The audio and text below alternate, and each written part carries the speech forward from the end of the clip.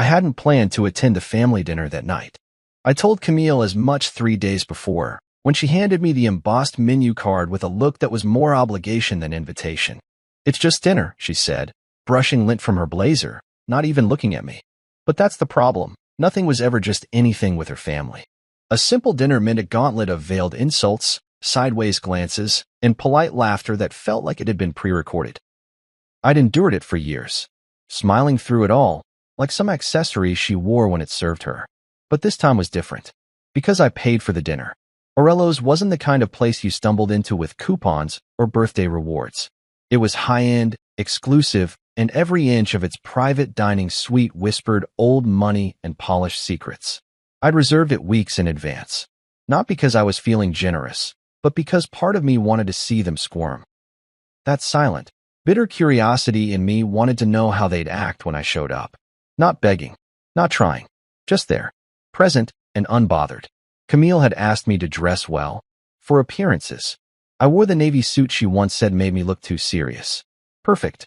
The doorman greeted me like I belonged, like he didn't know what kind of war I was walking into, and I appreciated that.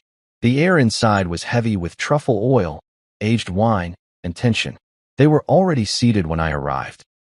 Camille, her father Raymond at the head of the table, her mother Lena across from him, and her sister Elise with that smug little smirk she wore like perfume. I took the empty seat next to Camille without asking. No one acknowledged me at first. Not really. Her mother gave a thin smile. Elise scrolled her phone like I hadn't just walked in. Raymond didn't even blink. I poured myself water, calmly, like I wasn't a ghost in their little curated dinner scene. "You're late," Camille muttered under her breath, eyes forward. "And overdressed." "I paid," I replied, equally quiet. Figured I'd get my money's worth. Her jaw tightened, but she said nothing else. The waiter brought appetizers, scallops with caviar on gold-rimmed plates, and they all acted like nothing was wrong. Elise talked about her influencer deal. Lena raved about the new wine club they joined. Raymond criticized a senator like he'd played poker with him the night before. It was all so performative, I could have sworn someone had cued the lines. I chewed my food slowly, responding when necessary, but mostly I just watched. Observed. Camille laughed at her father's jokes. Leaned into the role of perfect daughter. I remember when that smile used to be reserved for me. Before status and optics swallowed whatever was left of us. The wine flowed faster than the conversation, and I began to notice the flickers. Tight glances between Camille and Elise, the way Lena seemed more tense than usual. Something was coming. I didn't know what, not yet, but the undercurrent was there. It always is, right before a wave crashes. "How's work?" Elise asked, eyes gleaming, fork poised delicately. "You still doing that business consulting thing?" "That thing just funded this dinner," I said smoothly. "But yes, still doing quite well." "Oh," she said, tone dipped in sarcasm.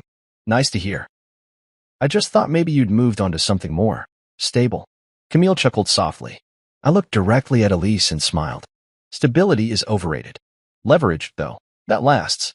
Her expression faltered for a second, just long enough to satisfy something small and spiteful in me. Raymond finally looked my way, only to reach for the wine. "As long as you're not using Camille's money for these little business ventures of yours," he said, almost casually.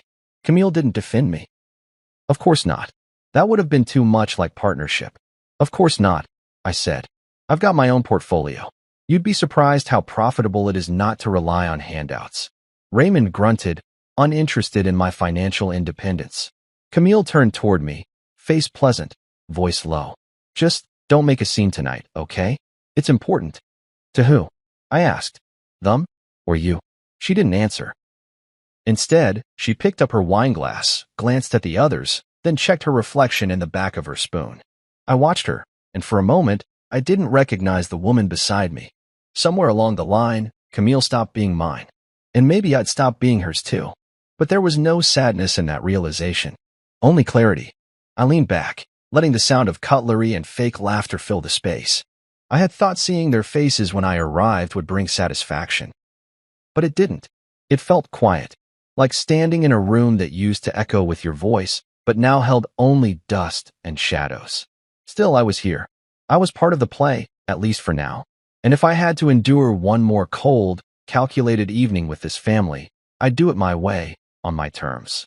I signaled for the waiter, asked for another glass of Malbec, and let the next course arrive. It would be the last dinner I attended like this. Because whether they knew it yet or not, everything was about to change. I didn't know what Camille had planned, but I knew what I was prepared to do. And this time, I wouldn't be eating what they served. I'd be serving something of my own, cold, precise, and unforgettable. We were halfway through the main course, veal medallions and a truffle reduction, when Camille tapped her wine glass with the edge of her butter knife. The clear, chiming ring echoed through the private suite like a signal, drawing every eye to her. I set my fork down slowly, dabbing the corner of my mouth with a cloth napkin, already knowing whatever was coming wasn't a toast or a thank you. Camille stood, her posture perfect, her voice a soft per-coated and expensive charm. Everyone, she began, holding her glass just high enough to command attention. Thank you for being here tonight. I know it's not often we all manage to gather like this. She smiled toward her father, then to her mother, then Elise. Finally, she turned slightly toward me, and I felt the chill of that smile without warmth. I just wanted to share some personal news before dessert. Her mother straightened slightly, anticipating some curated triumph, maybe a pregnancy announcement or a magazine feature. Elise crossed her legs and smirked like she was in on it. Raymond kept chewing, uninterested until dollars or his reputation were mentioned. Harlan and I are getting a divorce, Camille said, her voice like silk wrapped around a scalpel. The fork in my hand didn't slip. My glass didn't tremble. I simply looked at her and blinked once, slowly, like I was watching a commercial for a product I didn't want to buy. Around the table, reactions sparked like matches. Lena gasped, hand flying to her necklace. Elise exhaled like she'd been holding the punchline of a joke too long. Raymond looked up at me, then at Camille, and nodded once, as if he already knew and approved. That expression, that satisfaction on his face, told me more than words ever could. This wasn't spontaneous. This wasn't some mutual agreement born of midnight conversations and quiet regret. No, this was staged. Camille sat down slowly, as if expecting applause. Or maybe tears. Or a meltdown. But I didn't give her any of that. I reached for my glass, an 08 Bordeaux I'd chosen myself, and took a calm sip. The wine was excellent. Rich. Bold. The kind that lingered on your tongue. I set it down without rush and stood. Every eye turned toward me, now unsure, now curious. Camille raised an eyebrow like she was waiting for me to embarrass myself. But I just smiled. Funny you mention news, I said, voice smooth, steady. I have some of my own. Camille's smirk faltered for the briefest moment.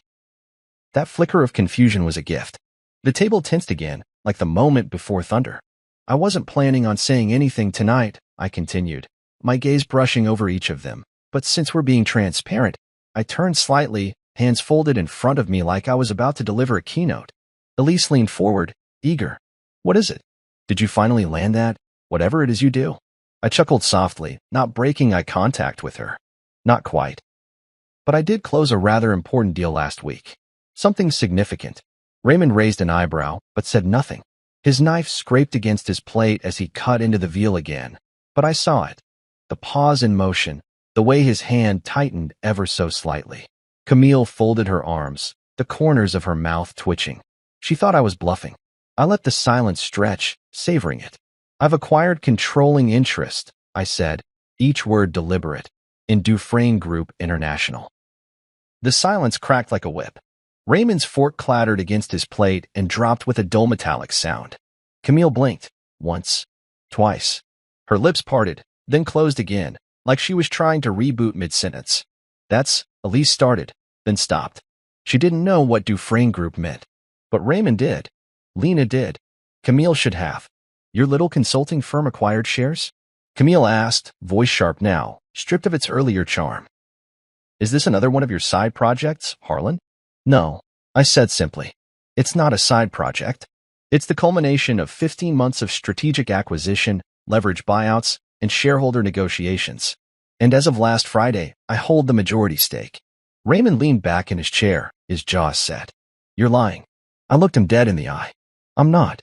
Lena clutched her pearls, literally, as if the weight of that gesture would somehow protect her from what I just said. Elise looked between us, catching up, realizing this wasn't just a business deal. It was a strike. Camille, though, she wasn't done. She never was. That's impossible, she said, shaking her head. Daddy would never sell. He built that company. I didn't sell, Raymond said, his voice low and bitter. Your Uncle Morris did, along with Victor and Elise's holdings. Apparently, they were eager to cash out. Camille looked at him like he'd just slapped her. What? They were tired of being frozen out, I added, my voice calm. And tired of watching their equity shrink under your father's iron grip. Elise stood now, clearly offended. I didn't sell anything. I smiled politely. Not you, Elise Dufresne. The other Elise. Your cousin. From the Geneva branch. Oh, she muttered, deflating slightly. Camille turned back to me, her voice shaking now. So what? You own some shares? Big deal. That doesn't mean anything. You're not one of us. No, I agreed. I'm not. And that's exactly why it worked. Raymond slammed his napkin onto the table. You conniving. I raised a hand, not to silence him, but to hold the floor. All I did was recognize an opportunity. Your family's internal grudges were more valuable than any loan I could have taken out. I offered them dignity and a premium payout, and they took it. Camille stared at me like she didn't recognize the man she married. Maybe she didn't. Maybe she never bothered to try. But I saw it in her eyes now, that unraveling. The calculation racing behind her gaze. The moment where control slipped from her hands like a champagne glass off a polished table. And, I added, glancing toward Raymond, there's one more piece of news. But I'll save that for dessert. I sat back down. Slowly, calmly. The room didn't buzz. It hummed with unease. I lifted my glass again, let the wine touch my lips, and waited. Camille didn't smile this time. She didn't speak. She simply stared at me across the table she thought she controlled, and for the first time since I met her, she looked genuinely unsure of what came next. I didn't rush. I let them sit with it, the weight of my words, the ripples crashing through their curated reality. Elise picked at her plate now, appetite evaporated. Lena was whispering something sharp and anxious into her wine. And Raymond? He hadn't touched his food since the last thing I said. His eyes stayed on me, narrow and fixed, like he was trying to unspool how I'd managed it. Camille sat stiffly beside me, arms crossed, breathing shallow. I could feel her fury tightening in her posture. But she wouldn't show it. Not here. Not until she had something to spin the moment back in her favor. She always needed control. Unfortunately for her, I'd spent too long learning from that. When I cleared my throat, they all looked up again, the tension so thick you could have sliced it and sold it as a side dish. You're all probably wondering how. I began, letting my fingers trail around the stem of my wine glass. How someone like me pulled this off. Camille scoffed, but it was weaker than her usual jabs. Harlan, is this another one of your little business projects? She asked, using the same mocking tone she'd used on me for years. The one that said you're beneath us, even while smiling for family photos. I turned toward her slowly. No, Camille, I said gently. This wasn't a passion project. This was chess. Elise frowned. You mean like a metaphor, or you actually play? It's a metaphor. Raymond snapped. Thank you, I said dryly. Look, I know how it sounds. The consultant's son-in-law, the outsider, buying up pieces of the family empire. But that's the thing, you only ever saw me as that. A background accessory. An extension of Camille's image.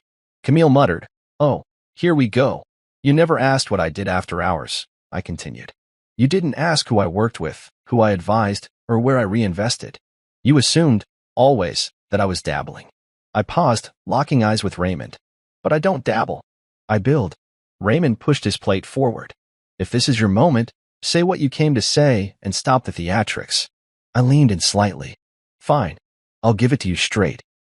I started working with Dufresne Group clients about 4 years ago, quietly. A few mid-level businesses who were tired of the bureaucracy and stagnation. They needed solutions. I gave them results. Word spread. Consulting isn't the same as ownership, Raymond said flatly. You're right, I nodded. Which is why I never settled for just consulting. I started reinvesting what I earned. Small shares in partner companies. I bought debt, secured liens, mapped out the soft underbelly of the empire your father built. All while attending dinners like this and smiling through your barbs. Camille shifted beside me. If you really did this, you had to work with someone inside. There's no way you convince those shareholders without help. Oh, I had help, I said. Just not from the people you think. See, while you were planning spa weekends and Elise was trying to become the face of mineral water, I was having coffee with your Uncle Morris every other Tuesday. Raymond's jaw clenched. He was bitter. He didn't have the stomach for real business. True, I said, but he had enough shares and just enough resentment to listen. And after a few conversations, he agreed to a discreet transfer of voting rights. From there, it was a chain reaction. Victor was looking to retire to Italy. Elise, the Geneva one, wanted out after the last quarterly disaster. That was temporary. Raymond snapped. Not to them, I said. To them, it was a wake-up call. One that made my offer all the more appealing. Above market. Fast exit. Zero drama. Lena looked between us like she'd entered a dream halfway through and couldn't find the plot. But what would you even want with the company? You're not family. Exactly, I replied. I don't owe anyone here loyalty out of blood. Which means I can run the company cleanly, efficiently, and without favoritism. No backroom deals, no last name privileges. Just results. Camille looked like she wanted to stand again, to reclaim the spotlight. You're bluffing. Even if you have shares, you can't do anything with them unless I have controlling interest, I interrupted. Which I do. Raymond narrowed his eyes. You expect us to believe you hold over 51%? Raymond, I said with a smile, I don't expect anything. I have the documents. I reached into my inner jacket pocket and pulled out a slim envelope. Camille's eyes followed it like it was a gun. I placed it gently on the table beside my plate. That, I said, is a summary of holdings, notarized, with full transfer authorizations from every shareholder who sold to me. You're welcome to have your lawyers verify it. In fact, I encourage it. Raymond's fingers twitched like he wanted to snatch it, tear it apart, but he didn't move. Instead, he leaned back slowly, like someone trying not to show they'd been punched in the gut. I don't understand, Lena whispered. How could this happen? Because none of you were looking, I said. You were too busy maintaining the illusion of dominance. Too wrapped in your hierarchy to notice who was in the room. I was never trying to impress you. I was watching, listening. And when the moment came, I moved. Camille's voice came soft, almost inaudible. You married me to get to my family. I turned to her, not angry, not smug, just honest. No, Camille, I married you because I loved you, despite your family, despite all of this. But along the way, I realized love doesn't survive in a place where respect is constantly withheld. She blinked, stunned silent for once. I built a life hoping to be seen, I continued, to be accepted. And when that didn't happen, I stopped needing your validation. I started building something else. Something bigger. Raymond finally spoke again, his voice quieter now. You've set fire to years of tradition. You've dismantled a legacy. No, I said. I've saved it. From you. From decay. From the entitlement that was bleeding it dry. No one responded.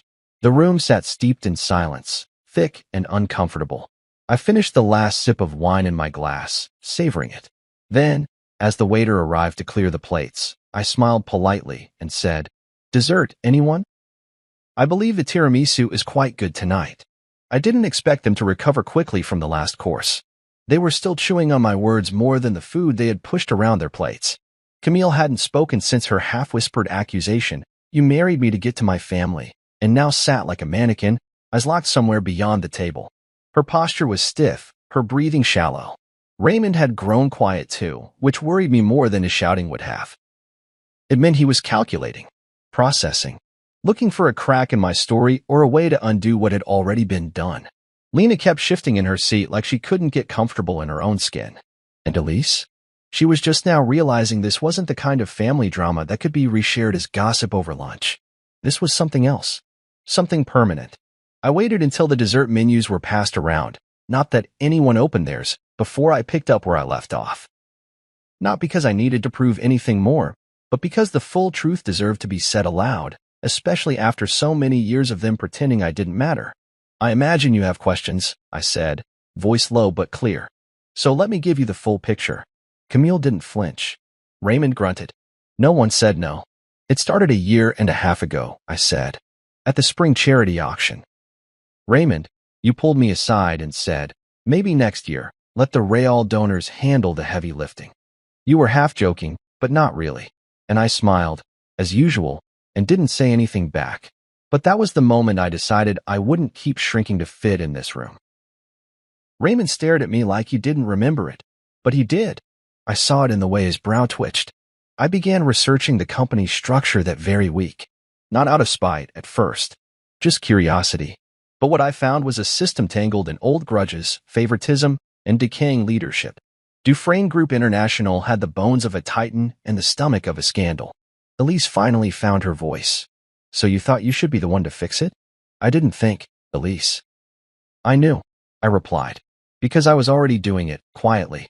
The subsidiaries I advised turned profits. Efficiency soared. Clients trusted me because I didn't walk in expecting loyalty. I earned it. So I kept going. I approached cousins you hadn't spoken to in years. I learned who wanted out, who was tired, who felt ignored. And I gave them an option.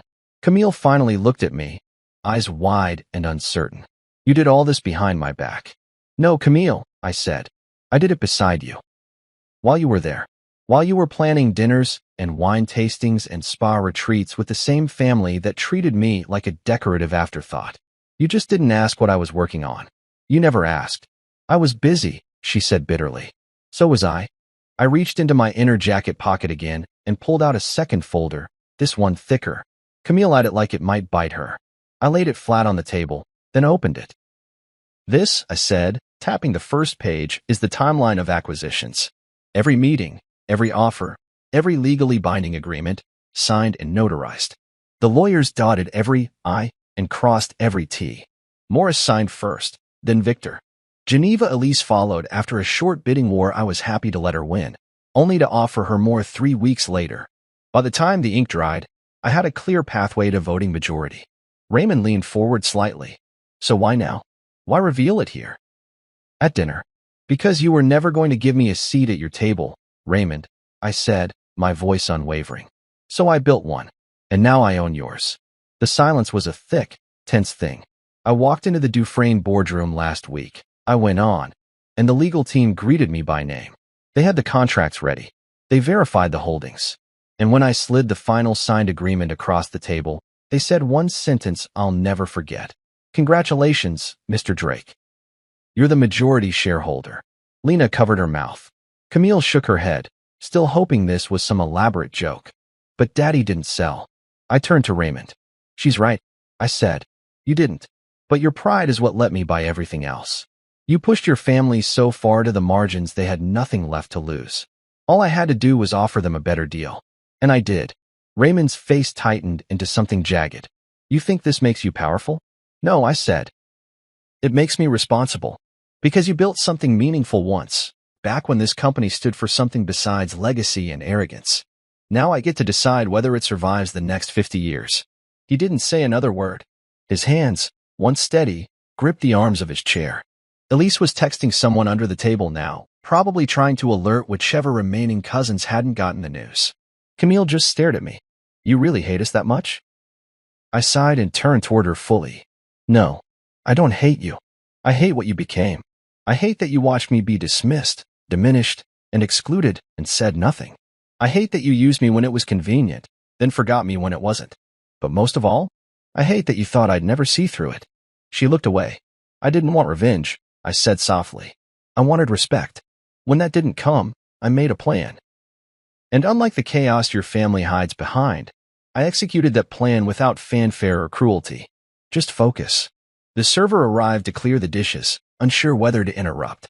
Raymond waved him off like swatting a fly. Camille sat there motionless, her hands clenched in her lap. I knew the next move would come soon, the panic, the schemes. That was always how they played it. But I was ready. I slid the folder back into my coat and stood.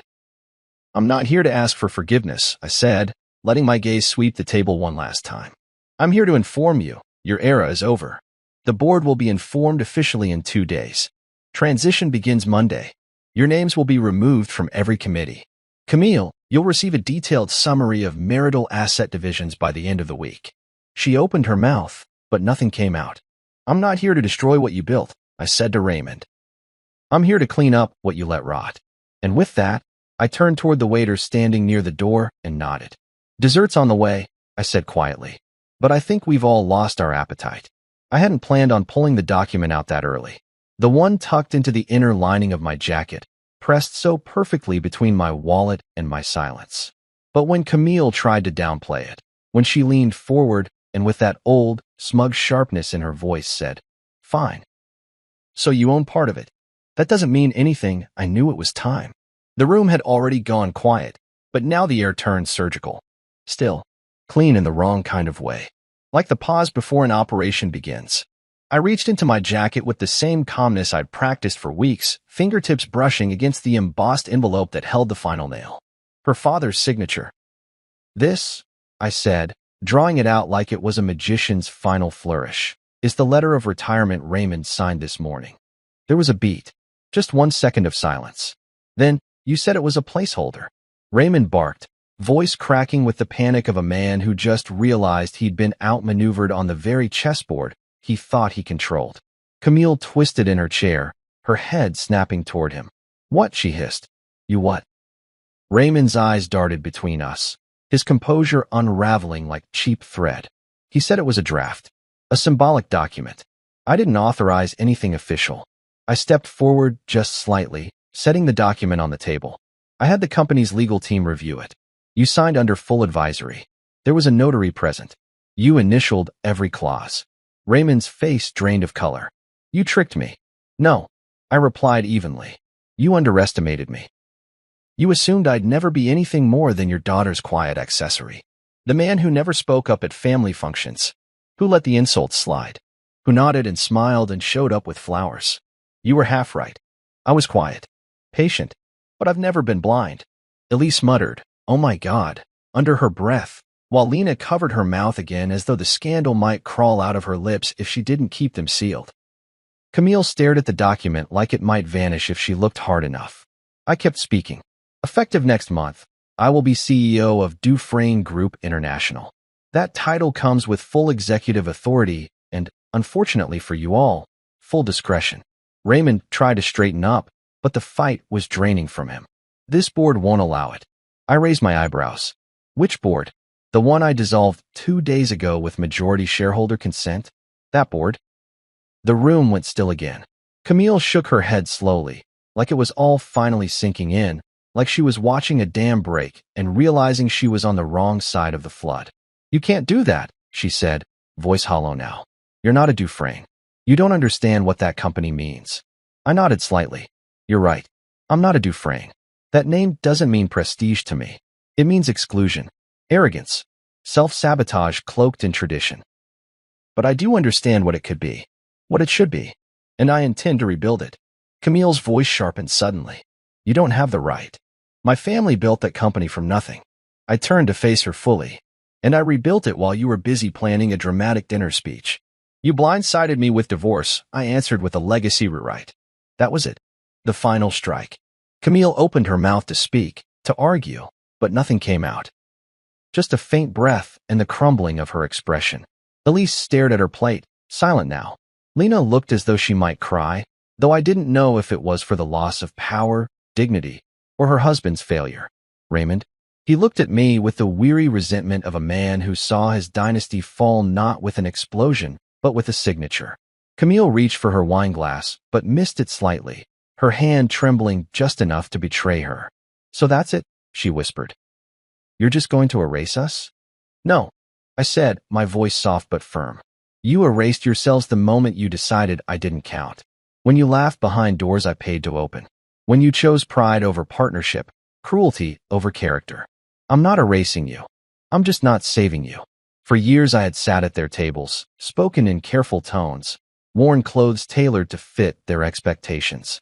I had played the supporting role in their drama, hoping one day to be accepted into the cast. But this wasn't a performance anymore. This was real. And for the first time, I was the one holding the script. Raymond leaned forward again, trying to sound strong. "You think shareholders and legal tricks make you a leader?" "No," I said. "But foresight, resilience, and knowing exactly when to stop waiting for permission? That does." There was no recovery coming. No sudden reversal. No grandfather clause or golden parachute. Camille knew it. Raymond knew it. And they hated that I didn't gloat. That I wasn't raising my voice or slamming fists or even smiling smugly. I was calm. Grounded. Done. I picked up the letter and slid it back into my jacket. I hadn't brought it to flaunt it. I brought it to remind them this wasn't speculation. It was sealed. Signed. Decided. Camille sat back in her chair, blinking slowly like she was trying to wake from a dream. You planned all this. Down to the last course, I said, echoing her mother's earlier whisper like a final punctuation. I looked around the table one last time, memorizing the faces of the people who had spent years trying to carve pieces out of me like I was a roast they never paid for. I thought I'd feel vindicated, triumphant, but mostly, I just felt clean, like something that had been clinging to my skin for years had finally slid off. I turned to the waiter who stood awkwardly by the wall, watching the slow-motion implosion of a once impenetrable family. We'll take dessert to go, I said. Just one box. The man nodded, hurrying away. Camille didn't speak again. Neither did Raymond. No one moved. I walked toward the door, adjusting my cuffs, letting the quiet behind me fill in the space I'd once tried so hard to be welcome in. But I wasn't their shadow anymore. I wasn't the afterthought. I was the man who flipped the table they built on disrespect. And now I was walking away, not from the family, but from the need for their approval. I had already won. Camille smirked again, leaning back like she still had cards to play, like I hadn't just cleared the table in front of everyone she had ever used to prop up her ego. You wouldn't dare, she said, her voice curling around the edges of arrogance. My family built that company. It was the kind of line she thought would land like a threat. The kind she'd rehearsed in mirrors or whispered to Elise late at night while sipping wine and fantasizing about a world where I was always 2 steps behind her. But she didn't realize something crucial. This wasn't her world anymore. That company wasn't hers. That family name didn't weigh what it once did. The legacy she was clinging to like a velvet curtain had already been pulled down, folded, and repurposed into a banner with my name stitched across the front. I leaned in just slightly, just enough to meet her eyes head on. And I rebuilt it while you were busy planning a dramatic dinner speech, I said calmly. You blindsided me with divorce, I answered with a legacy rewrite. Her face didn't fall all at once. It cracked in places. Around the corners of her mouth, in the tight pull of her jaw, in the shift of her pupils as she tried to decide whether to argue or pivot. Her smirk died quietly, without ceremony. The same smirk that once got her into rooms, turned conflicts into jokes, made people forgive her manipulations. But now it faltered under something it had never faced before, accountability. Around the table, it was like someone had turned the volume down on their very identities. Elise didn't even pretend to be above it anymore. Her wineglass trembled in her hand, a soft clink as the stem tapped porcelain. Raymond stared at a point beyond me, past the chandelier, past the present, like he was watching the architecture of his pride collapse in slow motion.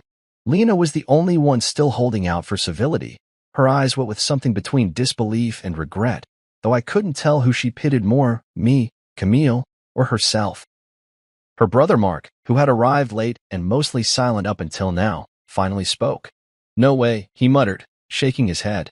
There's no way this is real. Oh, it's real, I said, turning slightly toward him. Your family treated me like furniture for years.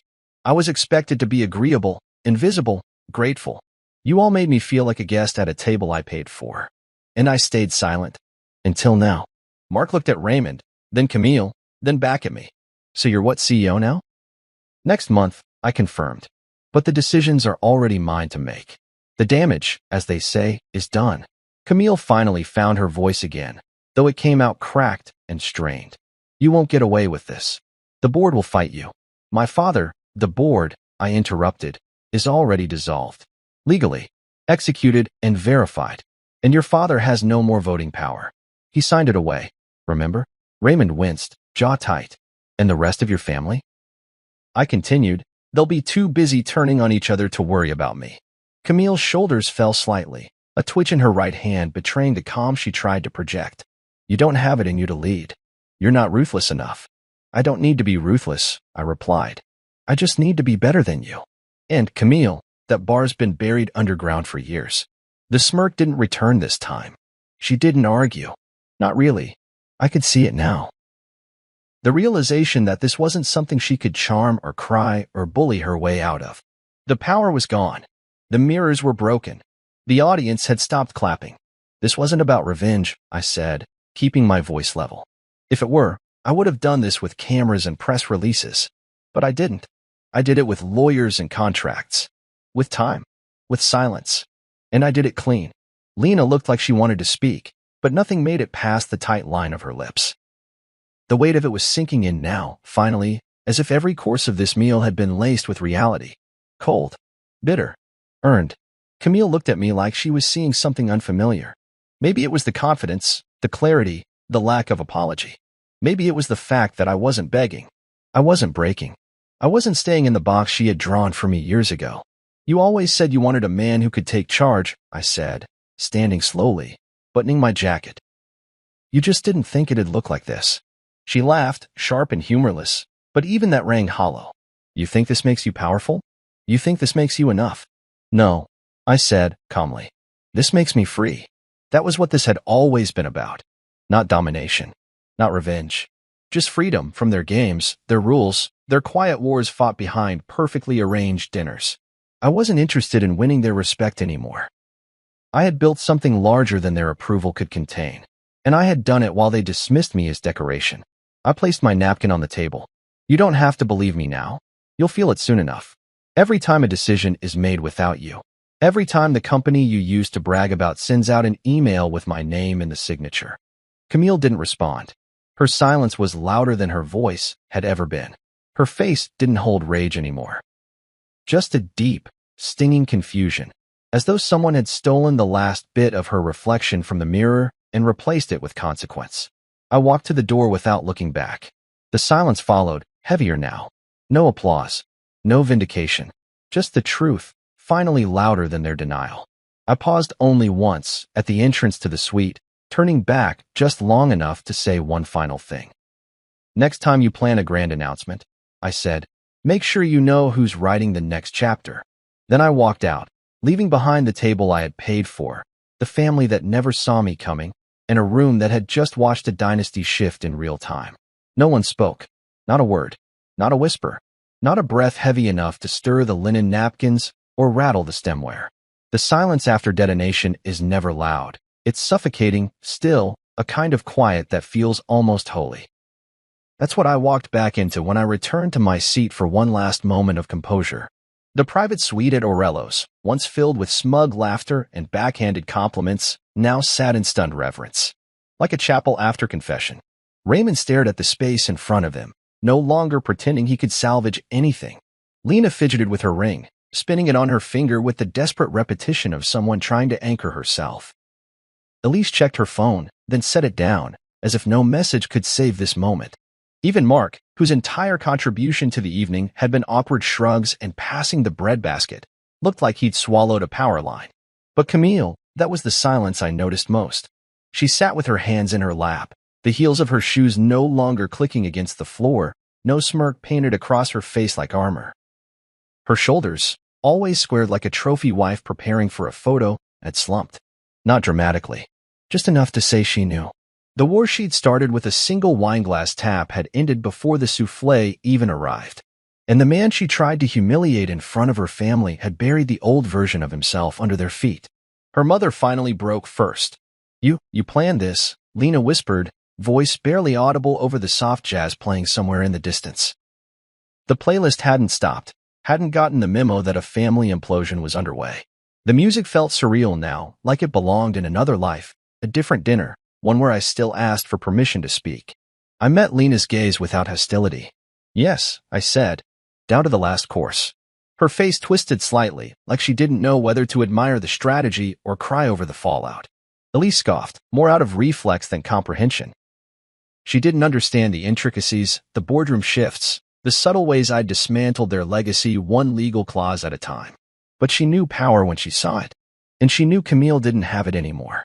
I stood again, not to gloat, not to posture, but because I didn't need to sit at their table anymore.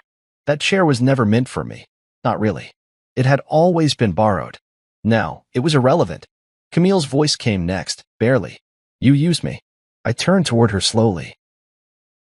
"No," I said. "I stood beside you longer than I should have. I stayed quiet through things no husband should accept. I kept building while you kept dismissing. And even then, I didn't pull the trigger until you did." She blinked, slowly. "This is your idea of revenge." "No," I replied. "This is my idea of restoration. I just stopped trying to earn respect from people who didn't know what it looked like." Camille inhaled, like she was going to spit something venomous, but stopped herself. There was nothing left. I'd taken the one thing they thought untouchable, their power, and I didn't take it with noise or scandal or blood. I took it with ink and leverage and silence. The same silence they had used to erase me for years. I just made it louder. Raymond finally stood, albeit slowly. His hands trembled slightly as he reached for the back of his chair. "You don't belong at the helm," he said, voice raspy. "You're not built for this world." "I built it," I replied without missing a beat. "While you were busy polishing your name, I was cleaning your mess. And the only reason I'm not more vindictive is because I know the company deserves better than either of us." That stopped him. Not because he believed it, but because he knew deep down it was true. Camille looked around the table now like she was seeing it for the first time. Like the throne she tried to protect had melted into quicksand beneath her. I saw something flicker across her face. Maybe fear, maybe awe, maybe both. And I didn't enjoy it. I didn't hate her. I just didn't need her anymore. I raised my glass, still half full from the toast that never was, and let it hover in the air. "To fresh starts," I said quietly, "and reading contracts before you sign them." No one clinked glasses. No one echoed the sentiment. And that was fine. That toast wasn't for them. It was for me. For the man I had to become to sit through years of quiet humiliation. For the silence I'd turned into strategy. For every slight they thought I didn't notice, every insult dressed as wit, every eye roll behind my back. I set the glass down without drinking. Camille stood, finally, slowly. She didn't say anything. Her hand reached for her purse, the one I bought for her birthday last year. The birthday she almost forgot. She took a shaky breath, then nodded once toward her mother, her sister, her father. Then she walked to the door without turning back. I let her go. I didn't stop her. I didn't need her acknowledgement. That chapter was closed. Elise followed a moment later, heels clicking like a typewriter punctuating an unfinished story. Raymond stayed seated, his eyes on the table, his thoughts chasing a million possible ways this could have gone differently. But it hadn't. It had gone exactly like this.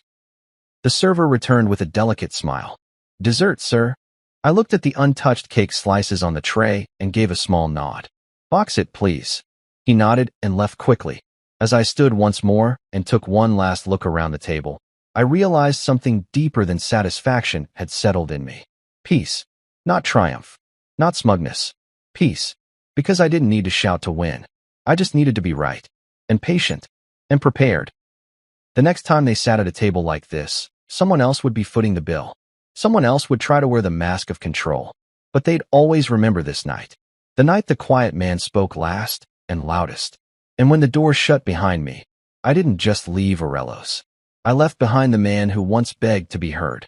The aftermath wasn't loud. It didn't come with dramatic phone calls or teary confrontations or Camille showing up at my door screaming about betrayal. No. The real fallout was quiet, cold, administrative. It came in the form of emails timestamped at odd hours. Per your request, the onboarding documents are attached, or please confirm the final transition date.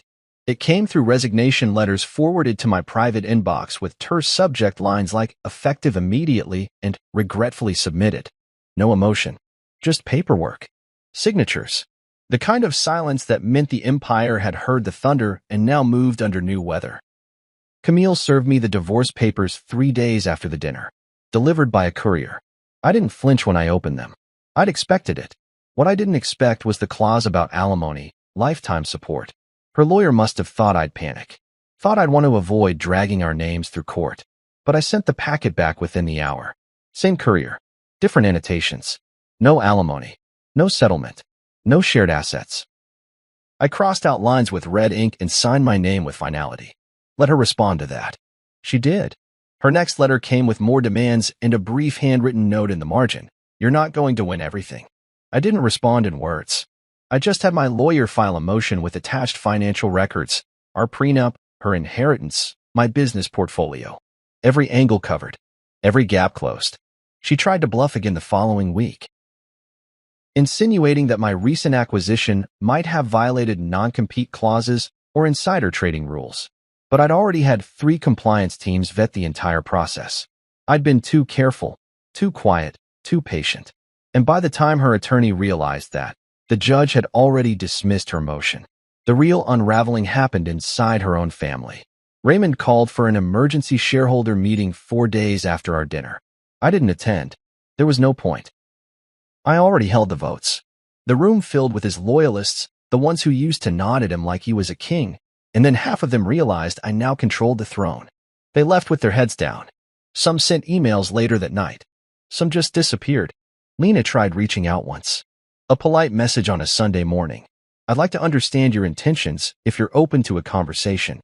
I read it, closed the app, and never replied. She hadn't said a word to defend me in all those years.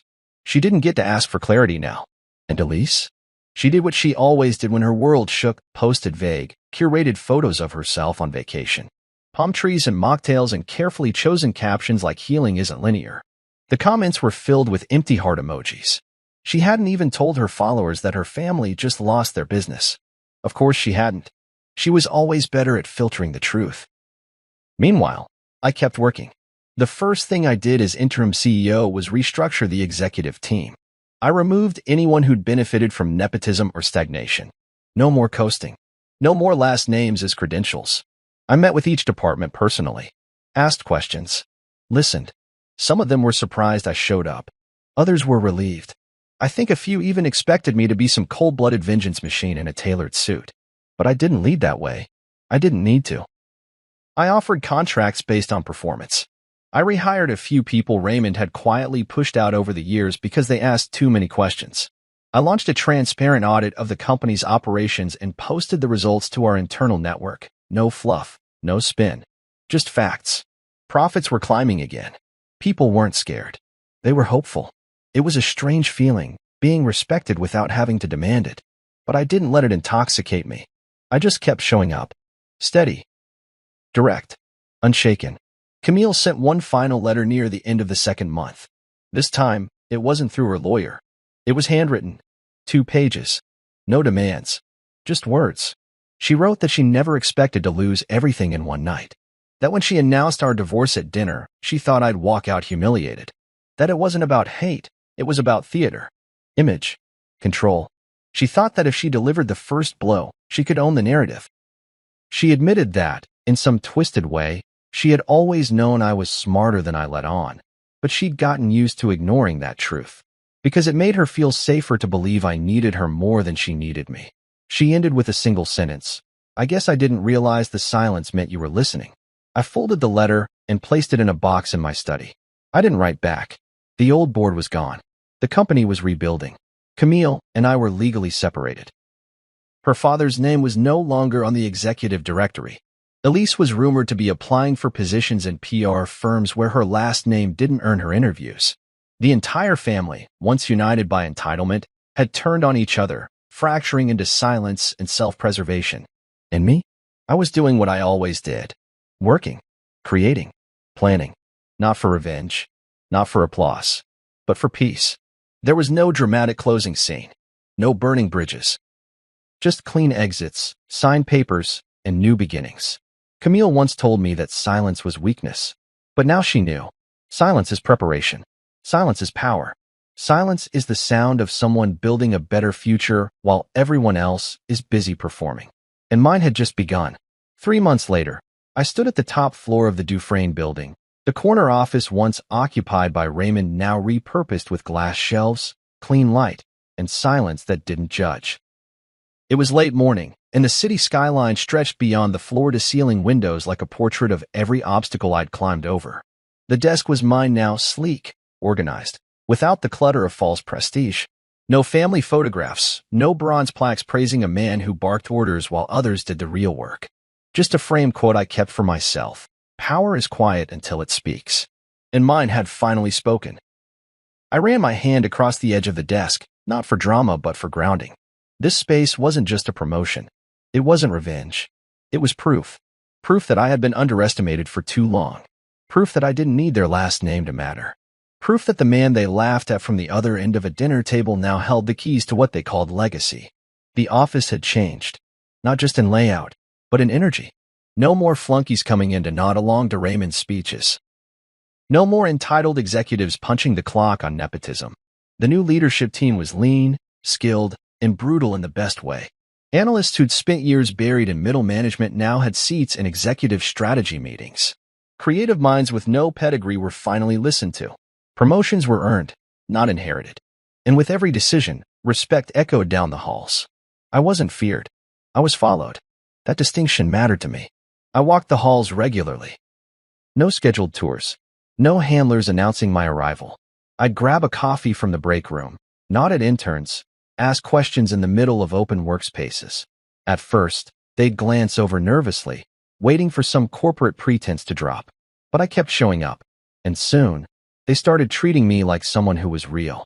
One of them, employees who once whispered when I passed now greeted me by name. A few even stopped me to say things I hadn't expected. "Thank you for fixing things," or "We actually feel heard now." Those were the things I carried with me, more than the corner office or the title. This company wasn't afraid of me. It was finally alive under me. Camille hadn't been seen since the divorce was finalized. No farewell parties. No office goodbyes. She hadn't stepped foot into the building since the dinner at Aurelo's. Her access badge had been deactivated quietly, with no ceremony. A few of her former assistants had reached out to me nervously, worried their loyalty might cost them their jobs. But I kept everyone who showed up to work with integrity. Her shadow didn't extend that far anymore. Raymond, for his part, had gone quiet. After the board was dissolved and the public learned of the internal restructuring, he issued one statement to the press, something vague about stepping back to allow for new vision. But everyone knew. You could hear it in the tone of the journalists, the way they hesitated before quoting him. Dufresne wasn't his story anymore. It was mine. I hadn't spoken to him since that night. There was nothing left to say. I imagined he was nursing his wounded pride somewhere, swearing he'd rebuild or rebrand or launch something new. But I also knew he didn't have it in him. Not anymore. His power came from inherited altitude. Mine came from the climb. The week before, I had addressed the entire company in our first internal town hall. No suit. No podium. Just me in a button-down, sleeves rolled, standing at the front of the multi-floor atrium like I was leading a team meeting, not a regime change.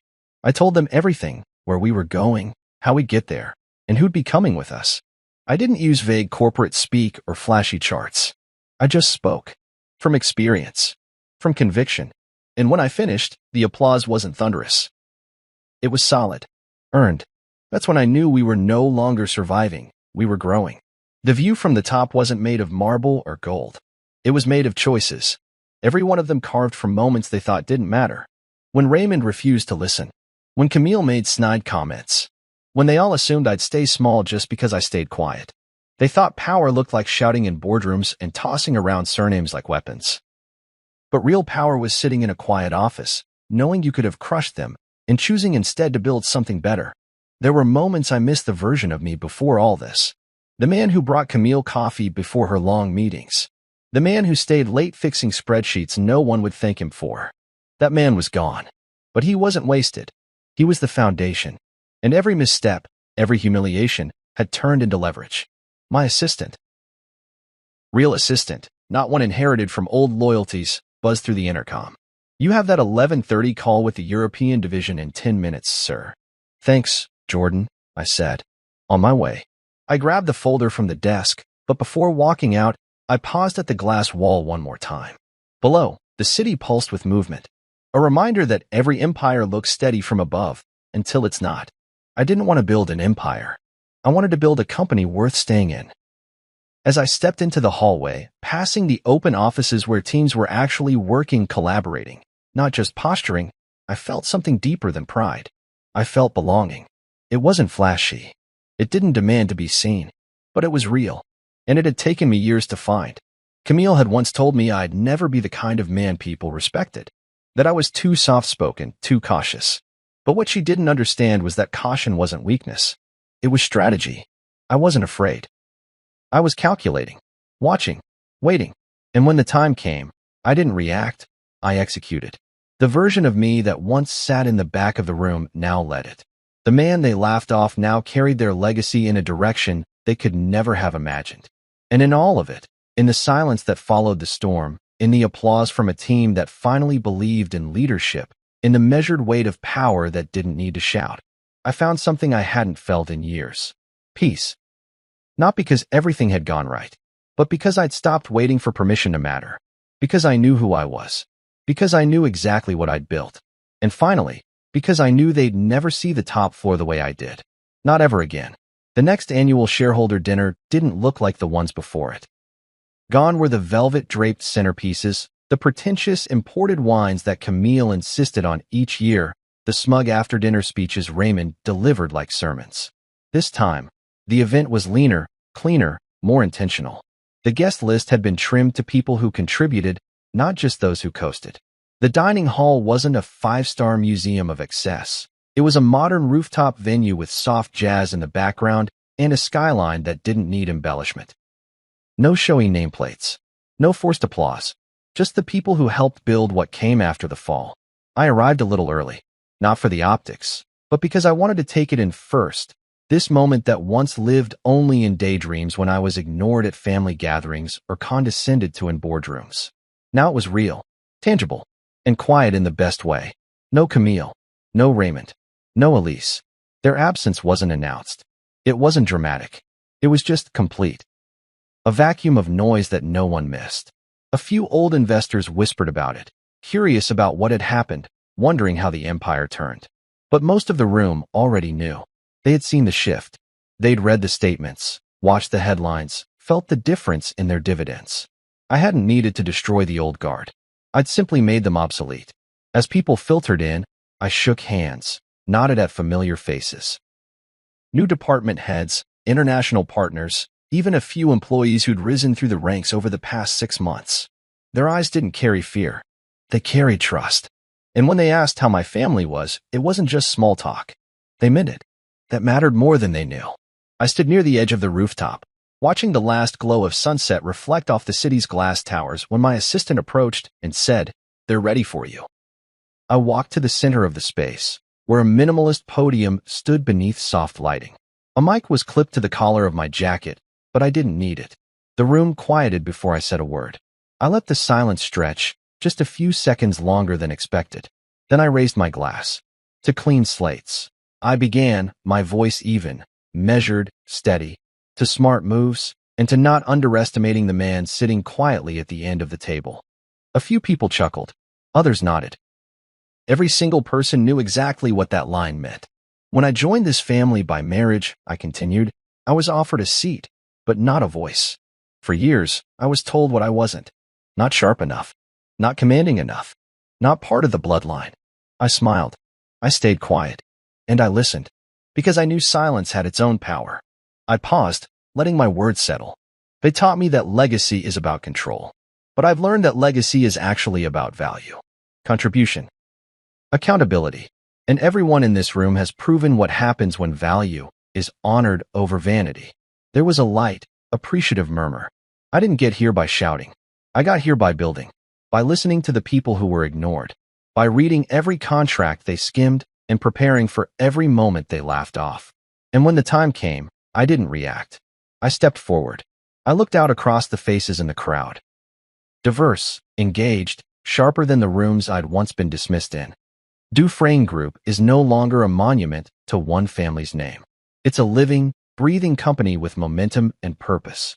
Our success will not be determined by who your parents are, but by the integrity of your work. That's the shift. That's the promise.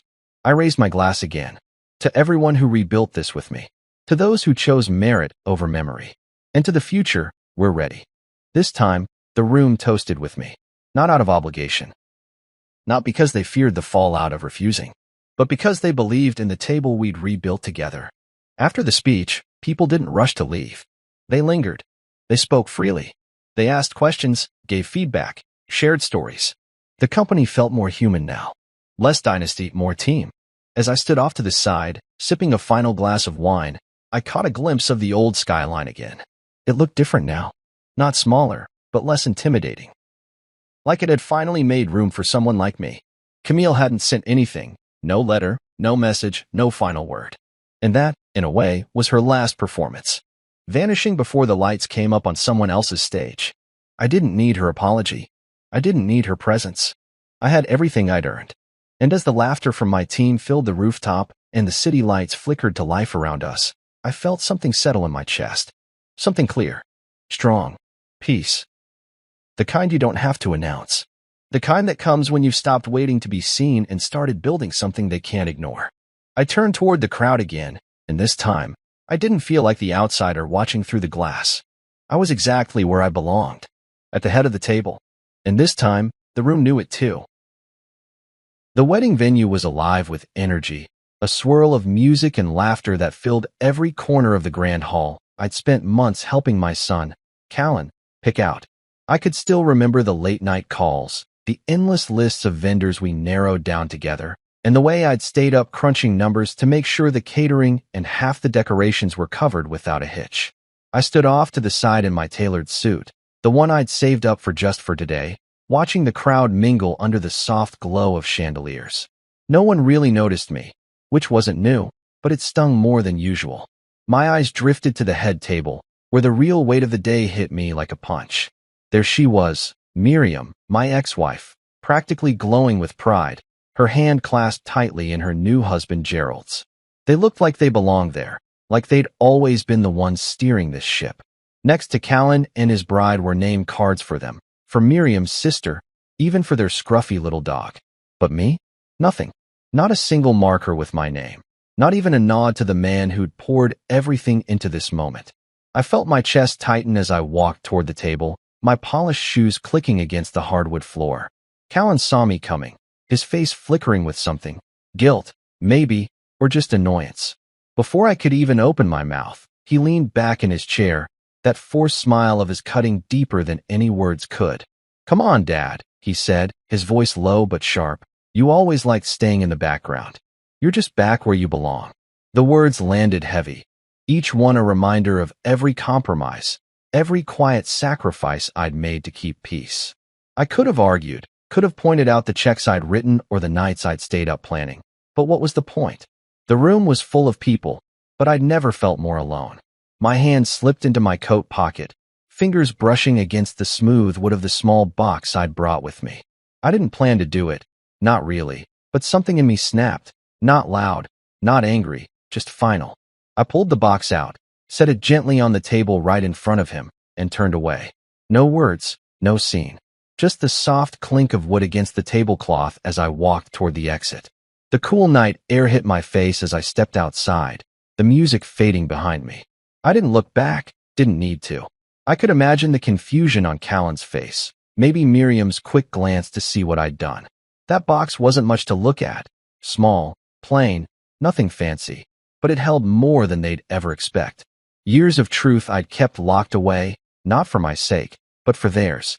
I'd paid for this night, for the flowers and the food in the open bar everyone was enjoying, but I wasn't going to beg for a seat at their table. Not anymore. My car was parked at the far end of the lot, a modest sedan that didn't turn heads, just like me. I slid into the driver's seat, my hands steady on the wheel despite the ache in my chest. I'd spent years building moments like this for my son, thinking one day he'd see me for who I was. But tonight, he'd made it clear he didn't. The box was my last word, not to hurt him, but to let him know I wasn't invisible. Not entirely. Driving home, the road stretched out dark and quiet, the kind of silence that makes you think too much. I kept replaying his words, that cold edge in his voice, the way he didn't even flinch when he said it. I'd always been the one to step back, to let Miriam take the spotlight, to keep things smooth for the kids. Maybe that was my mistake, thinking silence was strength. The box wasn't just for Callan, it was for me, too. A way to stop hiding. I didn't know what he'd do when he opened it, if he'd even care enough to look inside.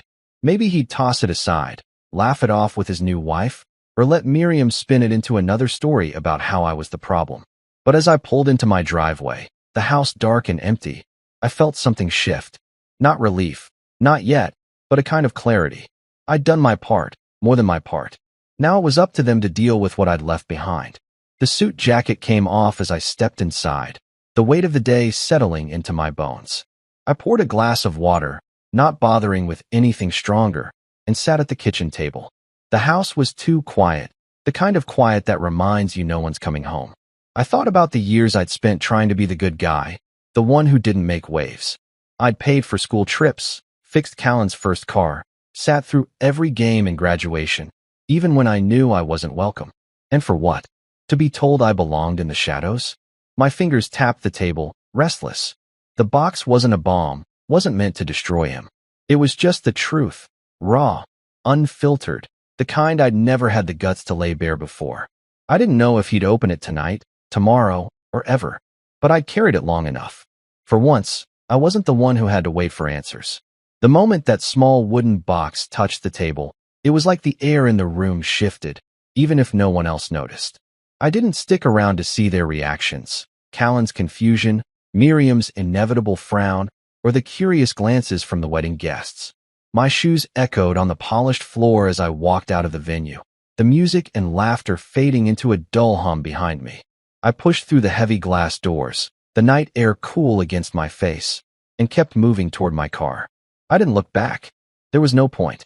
Inside that plain little box was everything I'd held onto for years. Papers, truths, pieces of a life I'd kept hidden to protect my kids.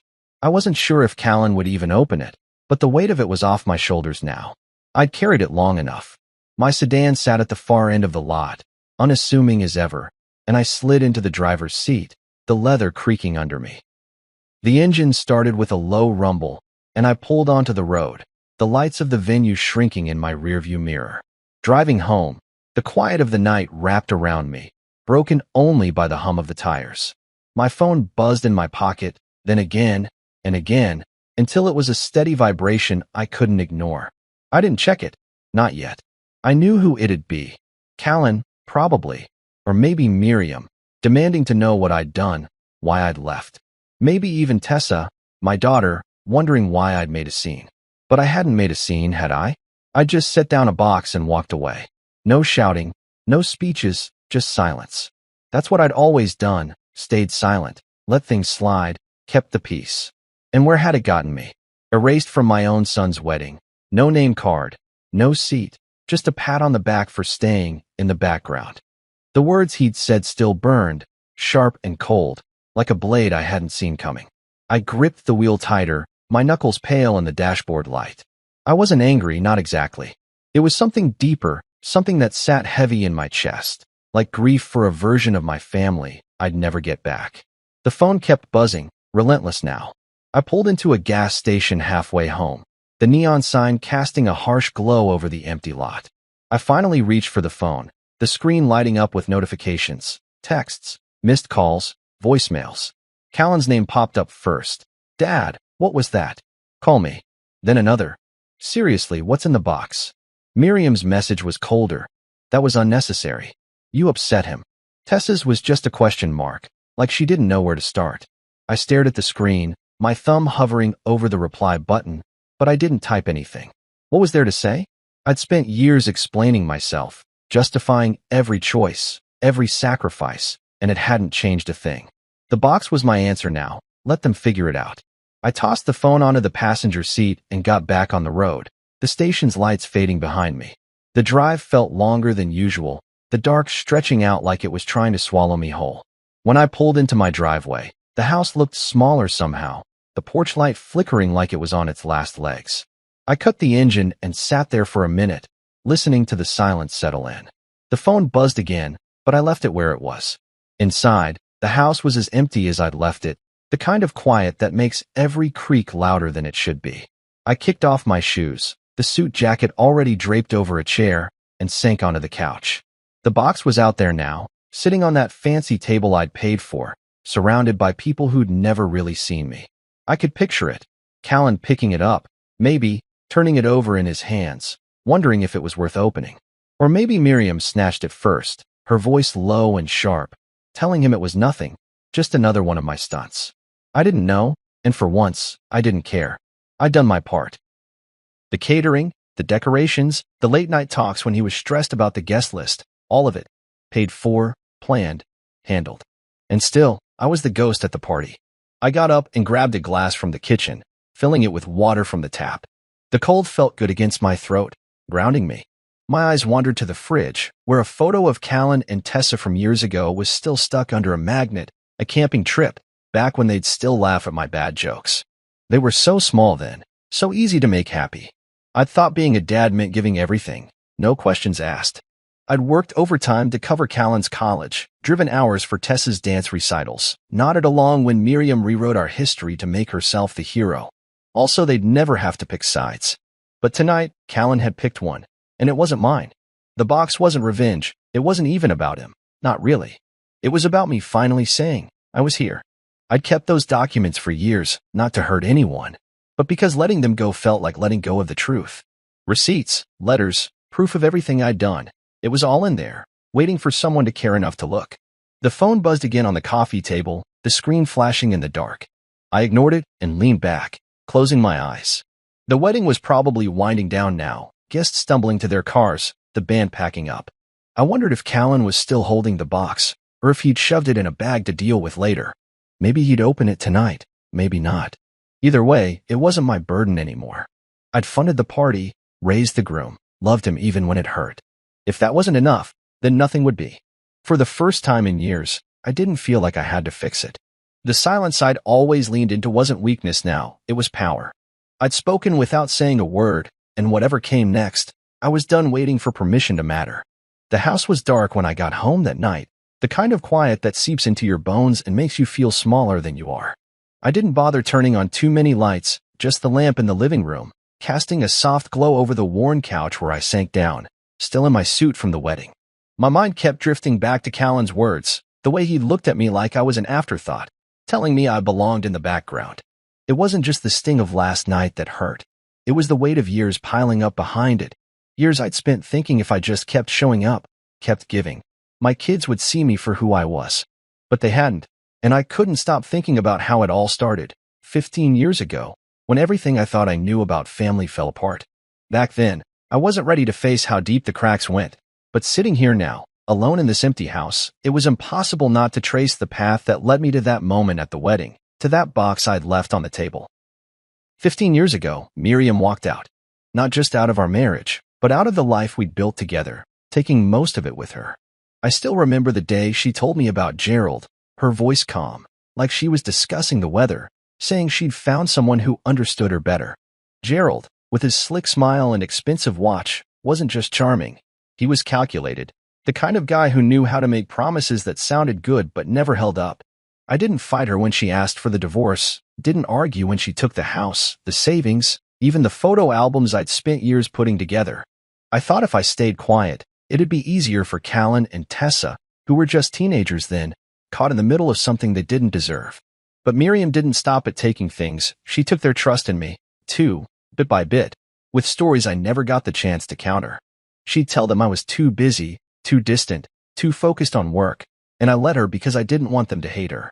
I thought truth would win out eventually. I was wrong about that. Every weekend I got with the kids, I tried to make it count. I'd pick them up in my old pickup, the one Callan used to love riding in, and we'd go for ice cream or to the park, even when they were too old for swings.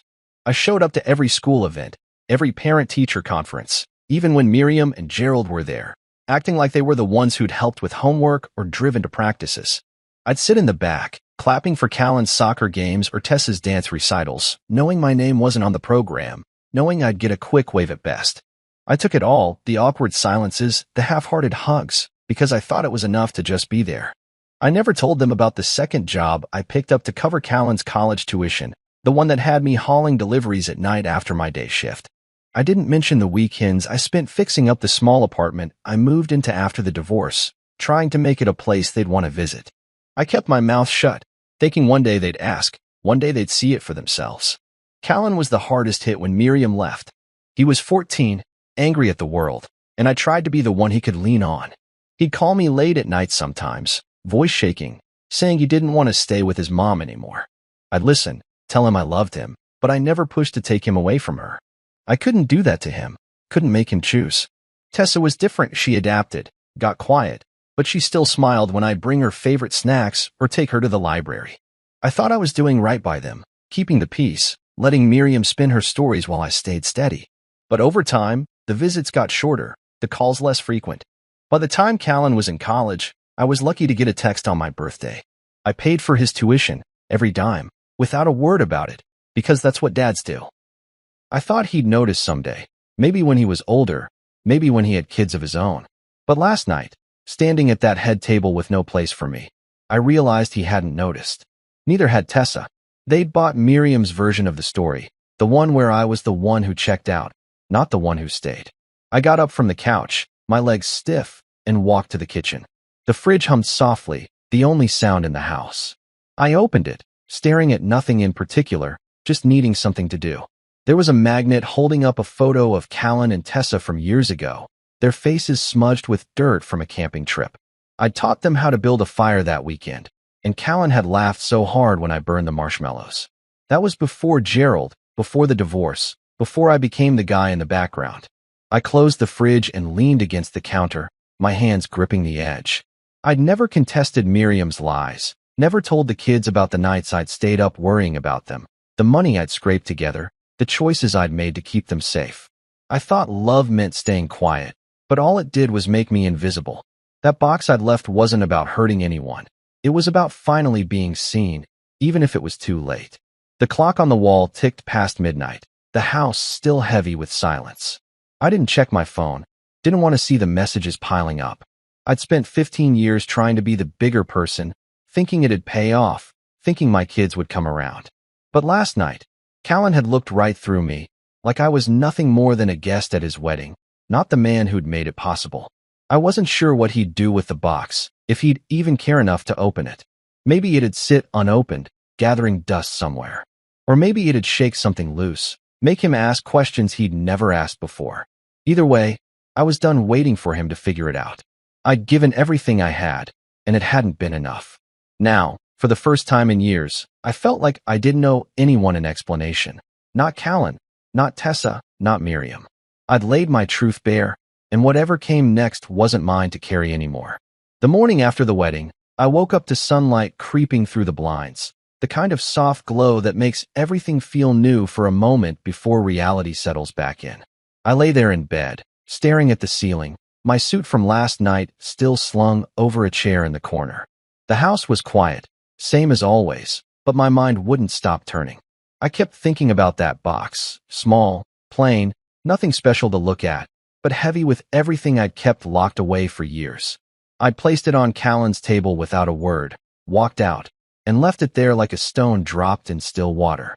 I didn't know if he'd opened it yet, if he'd even touched it, but the thought of it sitting there, waiting, was enough to make my chest feel tight. That box wasn't just a thing. It was me, all the pieces of myself I'd buried to keep my kids from hurting. Now it was out there, and there was no taking it back. I got up, my joints creaking a little more than they used to, and shuffled to the kitchen to make coffee. The routine felt grounding: scoop the grounds, fill the pot, wait for the familiar gurgle. But even as I moved through it, my thoughts kept drifting to what was inside that box. It had been in my safe for years, tucked behind old tax returns and a couple of faded photos I couldn't bring myself to throw out. I hadn't planned to use it, not really. It was more like a safety net, something to remind myself I wasn't crazy, that I hadn't imagined the sacrifices I'd made. But last night, when Callan looked at me like I was nothing, when I saw my name missing from that table, something in me said enough. I couldn't keep carrying it alone anymore. The coffee maker beeped, and I poured a mug, the steam curling up as I leaned against the counter, picturing every item I'd tucked inside that wooden case. There were receipts first, dog-eared, notarized copies of every payment I'd made for Callan's college, the ones I'd covered with late-night shifts at the warehouse. I'd never told him about those, never wanted him to feel like he owed me. Then there was a check, $20,000, uncashed, from Miriam years ago. She'd sent it after the divorce, a gesture she called for appearance's sake, like my pride was something she could buy off. I kept it, not to cash it, but because it was proof of who she was, someone who thought money could erase what she'd done. There was an email, too, one she'd accidentally sent to me instead of Gerald, laying out how they'd make sure I was invisible at the wedding, how they'd spin the story so Callan wouldn't question my absence from the spotlight. Reading it back then had felt like a kick to the gut, but I'd saved it, printed it, and filed it away, telling myself it didn't matter. I was wrong about that, too. The most important thing in there, though, was a letter, a single sheet of lined paper, folded carefully, written in Callan's messy teenage handwriting. He was 14 when he wrote it, after a blowout fight with Miriam. I'd found it slipped under my apartment door one night, his words spilling out raw and desperate, begging to come live with me, saying he couldn't stand being with her anymore. I'd held on to it, read it so many times the creases were soft, but I never used it. Not in court, not in arguments, not even when he started pulling away from me. I didn't want to win him like that, didn't want him to feel like he had to pick a side. I thought keeping it secret was the right thing, that it'd protect him from more pain. But last night, when he told me I belonged in the background, I realized he'd never know unless I showed him. That letter was the heart of the box, the piece I hoped would make him see me, not just as his dad, but as the guy who'd chosen him over everything, even when it cost me. I sipped my coffee, the mug warm in my hands, and glanced at the clock. It was barely 8, but I knew the wedding fallout was probably already in full swing. My phone was still on the coffee table where I'd left it last night, the screen dark but likely full of messages I wasn't ready to read. I didn't want to hear Callan's excuses or Miriam's accusations, not yet. The box was my voice now, saying what I'd never had the guts to say out loud. I wondered what Callan thought when he saw it, if he'd picked it up, turned it over, maybe felt the weight of it. Did he open it right there at the reception? Or was it still sitting on the table, ignored? I could picture Miriam's face, her quick smile to cover any unease, telling everyone it was nothing, just another one of my quirks. But it wasn't nothing. It was everything, every late night, every missed opportunity, every time I bit my tongue to keep the peace. I set the mug down and walked to the window, pulling the curtain aside to look at the street outside. The neighborhood was quiet, just a guy walking his dog, the world moving on like nothing had happened. But for me, everything had changed. That box wasn't about revenge or settling scores. It was about letting go. I'd spent years holding on to those papers, that letter, thinking they'd stay locked away forever. But when I saw my name missing from that table, when Callan dismissed me like I was nobody, I knew I couldn't keep hiding. Not for him, not for Tessa, not for anyone. The box was my way of saying I'd been there, even when they didn't see me, even when they chose not to look. I didn't know if Callan would read that letter and feel something, regret, maybe, or just confusion, or if he'd toss it aside like it didn't matter. Either way, it wasn't my job to make him understand anymore. The coffee was cold now, but I didn't care. I sat back on the couch, my eyes landing on a shelf across the room where a small wooden carving sat. A fish Callan had made in shop class years ago. He'd given it to me, proud as anything, and I'd kept it there ever since. I wondered if he even remembered making it, if he'd ever thought about the hours we'd spent together back then, before everything got complicated. The box was my last gift to him, not the kind you wrap in shiny paper, but the kind that forces you to look at what's real. I'd protected him from the truth for too long, thinking it'd keep him safe. Now it was his to deal with, and I was done carrying the weight alone. Whatever happened next, I'd said my piece, not with words, but with a small wooden box that held more than he'd ever know.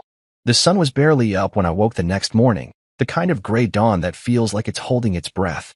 I hadn't slept much, just a few restless hours of drifting in and out. My mind stuck on that box I'd left at Callan's wedding. I could still feel the smooth wood under my fingers, the soft clink as it hit the table, the way the room seemed to pause for a split second before I turned and walked out.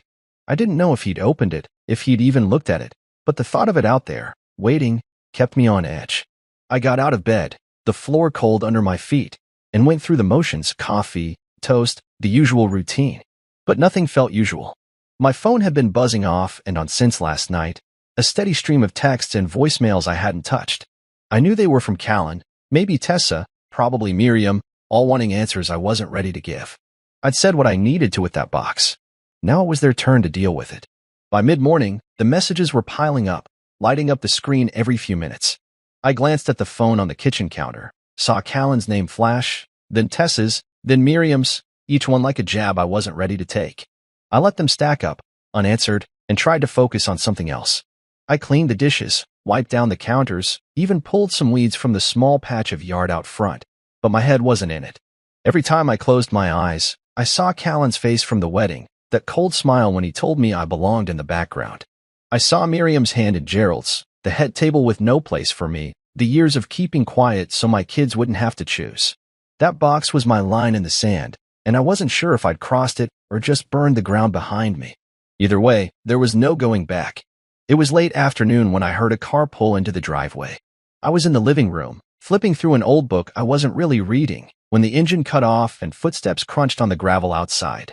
I knew it was Tessa before I even heard the knock, sharp, quick, like she was too worked up to wait. I opened the door, and there she was, her face a mix of anger and hurt, as red like she'd been crying. She didn't wait for an invitation, just stepped inside, her purse slung over one shoulder, her voice already sharp. "Why would you do that?" she said, not quite yelling but close.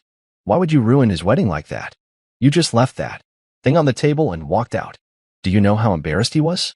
I stood there, letting her words hit me, feeling the weight of them but not buckling. I'd heard this tone before, the one that assumed I was the one who'd messed up, but this time I wasn't going to nod and take it. Did you look in the box? I asked, keeping my voice steady, low. She froze, her mouth half open like she hadn't expected me to push back. Did you? I repeated, leaning against the doorframe, arms crossed. She shook her head, just a small jerk, and looked away, her fingers tightening on the strap of her purse. Then you don't know what you're talking about, I said, not cruel, just matter of fact. I walked to the couch and sat down, motioning for her to follow. She hesitated, then came over, perching on the edge like she might bolt any second. I didn't rush her. I just waited, letting the silence stretch until she finally spoke again, softer this time. What's in it, Dad? Why is it such a big deal? I leaned forward, my hands clasped between my knees, and looked her in the eye. Go get it, I said. It's at Callan's. Look inside, then come back and tell me I ruined anything. She didn't move right away, just stared at me like she was trying to figure out if I was bluffing. I wasn't. After a long minute, she stood, grabbed her purse, and headed for the door. I'll be back, she muttered, like it was a warning. I nodded and watched her go, the car kicking up dust as she pulled out. The house went quiet again, but it didn't feel as heavy this time. I knew what was coming. Tessa was stubborn, but she was fair. She'd look, she'd see, and she'd have to face what I'd kept hidden all these years. I got up and poured another coffee, the pot still warm, and sat at the kitchen table, waiting. The clock ticked on, slow and steady, and I let my mind wander back to the box, to the letter inside it, the one Callan wrote when he was 14, begging to live with me. I'd never shown it to anyone, not even him, but I'd kept it like a lifeline, proof that he'd seen me once, even if he didn't anymore. It was dark by the time Tessa came back. The knock was softer this time, hesitant. I opened the door, and she stood there, the box in her hands, her face pale and her eyes wide. She looked like she'd been hit by something she didn't see coming. You kept this, she whispered, holding up the letter, her voice shaking. I nodded, stepping aside to let her in. She sat on the couch, the box on her lap, and started pulling things out, receipts, the check, the email, all of it. She read the letter again, her fingers tracing the words like they might disappear. He wrote this, and you never told us, she said, not angry now, just lost. I sat across from her, my hands folded, and told her the truth, how I'd never wanted them to hate their mom, how I thought keeping quiet would keep them safe. She listened, tears slipping down her cheeks, and for the first time in years, I felt like she was really seeing me. We talked for hours, longer than we had in ages. She asked questions, hard ones, about why I'd let Miriam rewrite our story, why I'd paid for so much without saying a word. I didn't have all the answers, just the truth, that I'd loved them too much to make them choose. When she left, the box still in her hands, she hugged me, tight and real, like she used to when she was little. I didn't know what Callan would do when he saw it, if he'd feel the same, but Tessa's tears were enough for now. The truth was out, cracking the surface of everything they'd been told, and I wasn't invisible anymore, not to her, at least. I closed the door behind her, the house quiet again, but lighter somehow, like I'd finally let go of something I'd carried too long. The days after Tessa's visit felt different, like the air in the house wasn't so heavy anymore. I went through my routines, coffee in the morning, work at the hardware store, dinner alone at the kitchen table, but my mind kept circling back to that box and what it had started. Tessa had seen the truth, held it in her hands, and for the first time in years, I felt like one of my kids understood me, even if it was just a little. But Callan was another story. He hadn't reached out since the wedding, not after the flurry of texts I'd ignored that night. I didn't know if he'd opened the box, if Tessa had shown him the letter, or if he was too caught up in his new life to care. I tried not to dwell on it, but every time my phone stayed silent, I wondered if I'd pushed him too far, if that small wooden box had broken something we'd never fix. Still, I didn't regret it. I'd spent too long hiding, and I was done letting his version of me be the one Miriam had painted. It was a Thursday evening, almost a week later, when I heard a knock at the door. I was in the living room, half watching some old movie on TV, the kind with too much noise and not enough story. The knock was soft, not like Tessa's sharp raps, and I knew before I stood up who it'd be. My stomach twisted as I crossed the room, my hand pausing on the doorknob for just a second before I opened it. Callan stood there, his jacket zipped up against the chilly night, his face drawn and tired. He didn't look angry, not like I'd expected. He looked broken, like something inside him had cracked open and he didn't know how to hold it together. "Can I come in?" he asked, his voice low, almost swallowed by the wind. I nodded, stepping aside, and he walked past me, his shoulders hunched like he was carrying more than just the cold. He didn't sit right away, just stood in the middle of the living room, hands shoved in his pockets, staring at the floor. I closed the door and leaned against it, waiting. The silence stretched, thick and heavy, but I didn't break it. I'd said my piece with the box, now it was his turn. Finally, he looked up, his eyes meeting mine, and I saw the weight of it all there, the wedding, the years, everything. "I read the letter," he said, his voice catching. "Tessa showed it to me. The receipts, the email, all of it." He paused, swallowing hard, and I could see him searching for words, like he wasn't sure where to start. "Why didn't you ever tell me? Why didn't you say anything?" I let out a slow breath, my arms crossing over my chest, not out of anger but to keep myself steady. "Because I didn't want to make you choose," I said. "I thought if I stayed quiet, you'd figure it out someday. But when you looked at me at your wedding, when you said I belonged in the background, I realized you already had." His face crumpled, just for a second, before he caught himself. He sank onto the couch, his hands running through his hair, and I stayed where I was, giving him space. "I didn't mean it like that," he said, but it sounded hollow, like he knew it wasn't true. I thought you were okay with it, you know? You always seemed fine, like you didn't need to be upfront with Mom and Gerald." I shook my head, a small, tired laugh slipping out before I could stop it. "Fine? I paid for half that wedding, Callan. I raised you, showed up for every game, every graduation, even when I knew I wasn't welcome. I wasn't fine. I was just trying to keep you from hating me." He flinched, like the words had hit him harder than he expected, and I saw his hands tighten into fists, not out of anger, but like he was trying to hold onto something slipping away. He was quiet for a long time, staring at the coffee table where an empty mug sat from earlier. "That letter," he said finally, his voice barely above a whisper. "I remember writing it. I was so mad at Mom, at everything. I meant every word. Dad, I wanted to live with you." He looked up at me, his eyes wet but steady. "Why didn't you use it? You could have fought for me." I moved in, sitting across from him in the armchair, my hands clasped between my knees. "Because I didn't want you to feel like you had to pick a side," I said. "I thought if I fought, it'd tear you apart. I wanted you to have a mom and a dad, not a war. But I kept that letter every day to remind myself you saw me once. That's why it was in the box, not to hurt you, but to show you I was there, even when you stopped looking." He nodded, slow, like he was piecing it together. "The wedding. It got away from me. Mom planned most of it, and I let her. I didn't think about what it meant, not having you up there. I didn't think." He leaned forward, his voice breaking. "I'm sorry, Dad. I didn't know. I swear, I didn't know." I looked at him, my son, sitting there looking smaller than he ever had, and I felt the ache in my chest loosen just a little. "I know you didn't," I said, "but you do now." He reached out, hesitant, like he wasn't sure he was allowed, and I met him halfway, pulling him into a hug. It wasn't perfect, wasn't like when he was a kid, but it was real, and for a moment, it was enough. We talked after that, not long, but longer than we had in years. He asked about the receipts, about the job I'd taken to pay for his college, about why I'd kept so much from him. I told him the truth, that I'd loved him too much to let him see the mess, that I'd thought it was my job to carry it alone. When he stood to leave, he paused at the door, turning back to me. "Can we fix this?" he asked, his voice small. I didn't sugarcoat it. "Forgiveness is possible," I said. "But trust? That takes time." He nodded, like he understood, and stepped out into the night. I closed the door behind him, the house settling back into its quiet, but it didn't feel empty anymore. I'd faced him, said what I needed to, and for once, he listened.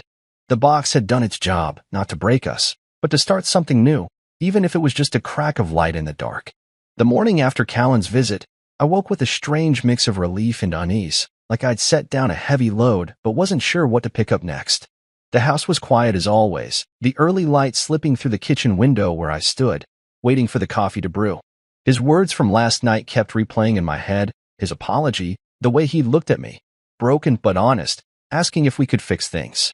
I told him trust would take time, and I meant it, but part of me wondered if I was ready to let him try. I'd spent so long being the one who showed up, the one who gave without asking, that letting him back and felt like a risk I wasn't sure I could take. The box had done its work, laid bare the truth I'd carried for years, but it hadn't erased the hurt, not yet. As I poured my coffee, the steam curling up, I heard a car pull into the driveway, the engine idling for a moment before it cut off. I knew who it was before the knock came, sharp and deliberate, the kind that demanded an answer. I opened the door, and there she was, Miriam, standing on my porch like she belonged there, her coat pulled tight against the morning chill. She had that look she always wore when she wanted to seem concerned, lips pursed just enough to hint at sympathy, but her eyes were hard, calculating. "Can we talk?" she asked, her voice smooth, like she was doing me a favor by showing up. I didn't say anything at first, just stepped aside and let her in, not because I wanted to, but because I knew this was coming. She walked into the living room, her heels clicking on the hardwood, and stood by the couch, not sitting, like she was too important to settle in. I closed the door and leaned against the wall, arms crossed, waiting. I wasn't going to make this easy for her, not after everything, not after the wedding, not after the box. "That was cruel," she said finally, her voice low but sharp, like she'd been rehearsing it. "What you did at the wedding, leaving that box, airing our dirty laundry in front of everyone. You humiliated us." I felt a spark of something, not anger, not quite, but a kind of clarity that cut through the fog I'd lived in for years. "No," I said, my voice steady, "you humiliated me for 15 years. I just handed you the mirror." Her mouth tightened, like she hadn't expected me to push back, and I saw her shift her weight, one hand smoothing her coat like she needed something to do. "That's not fair," she said. "I never meant to hurt you. I was just trying to make things easier for the kids." I shook my head, a small, bitter laugh slipping out before I could stop it. "Easier? You took the house, the money, their trust. You told them I was the one who left, who didn't care. And I let you, because I didn't want them to hate you. But don't stand here and tell me you were making it easier." She flinched, just a little, but enough to know I'd hit something true. For a moment, she didn't say anything, just looked at me like she was trying to find the old version of me, the one who'd nod and let her walk away clean. But that guy was gone. "I never wanted to take the kids from you," she said, her voice softer now, like she thought it'd make a difference. "You just didn't fight hard enough." I stepped forward then, not close, but enough to make her feel the weight of my words. "No," I said, "I didn't want them to hate you. I fought every day, every payment, every visit, every time I swallowed your lies so they could have a mom they loved. But you fought to win, not to protect them." Her eyes widened, and I saw her hand twitch, like she wanted to reach out but didn't dare. "That's not true," she whispered, but it sounded weak, like even she didn't believe it. I could have stopped there, let her leave with her pride intact, but something in me wasn't done. "I talked to a lawyer," I said, watching her face. "I'm looking into every payment I made, college, the wedding, all of it. Not to hurt you, but to make sure the truth isn't buried anymore." She went pale, her hand gripping the back of the couch like it was the only thing keeping her upright.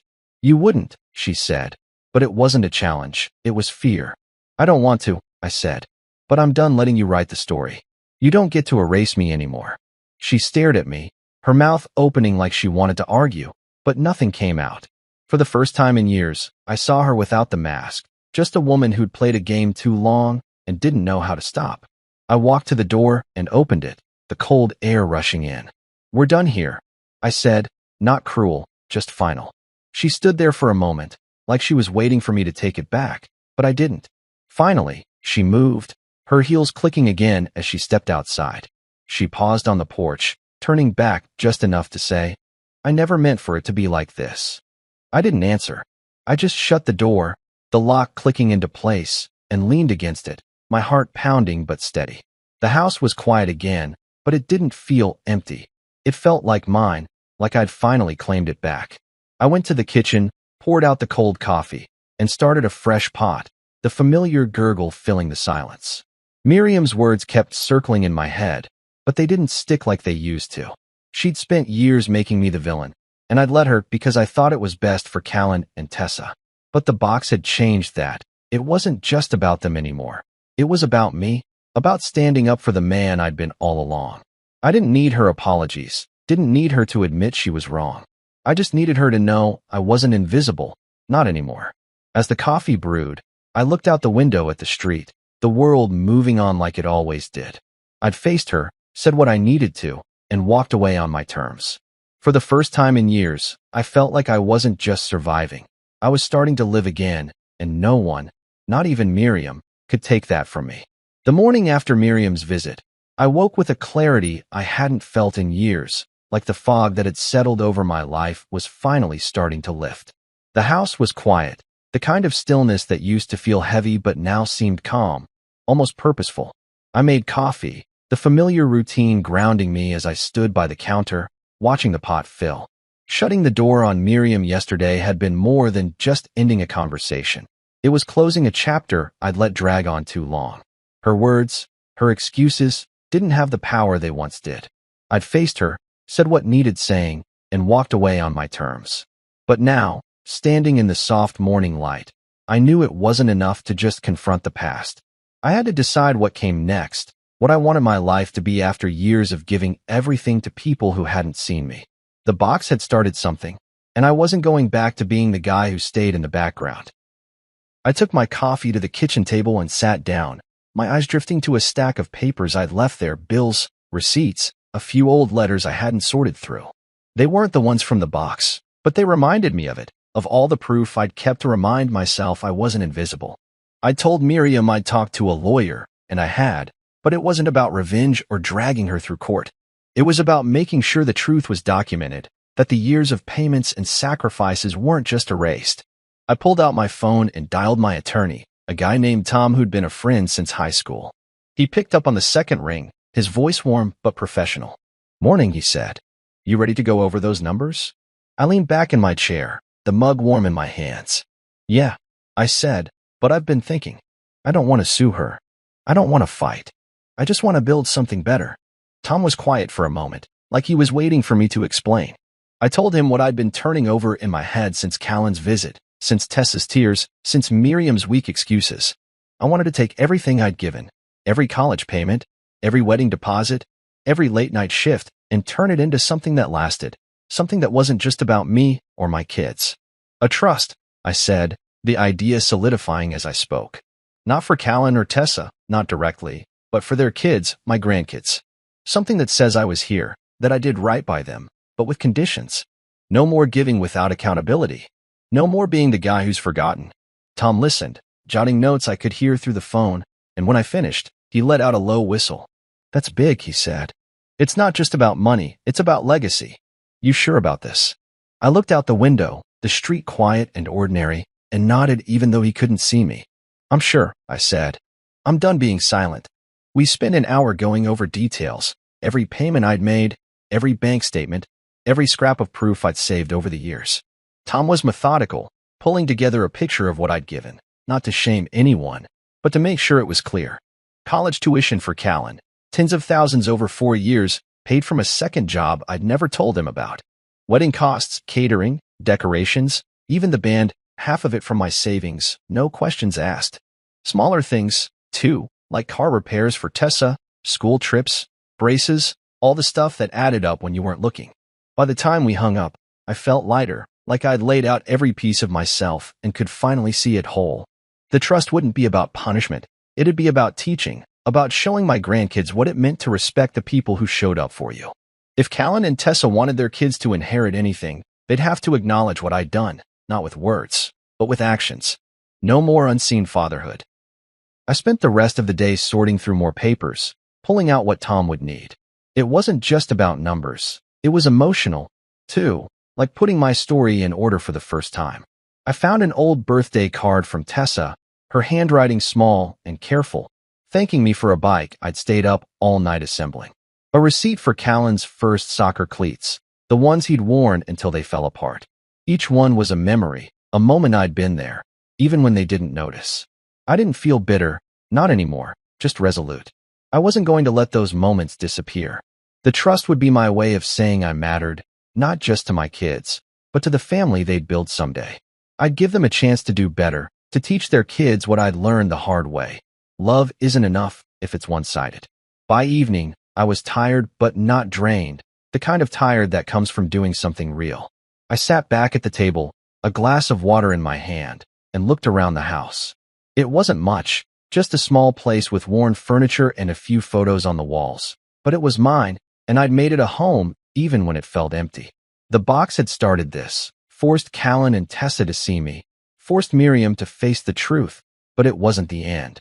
I wasn't just a dad who'd been hurt. I was a man with something to give, something to build. The trust was my decision, my way of taking control, not out of anger, but out of hope. I wanted my grandkids to know who I was, not through stories someone else told, but through what I'd left behind.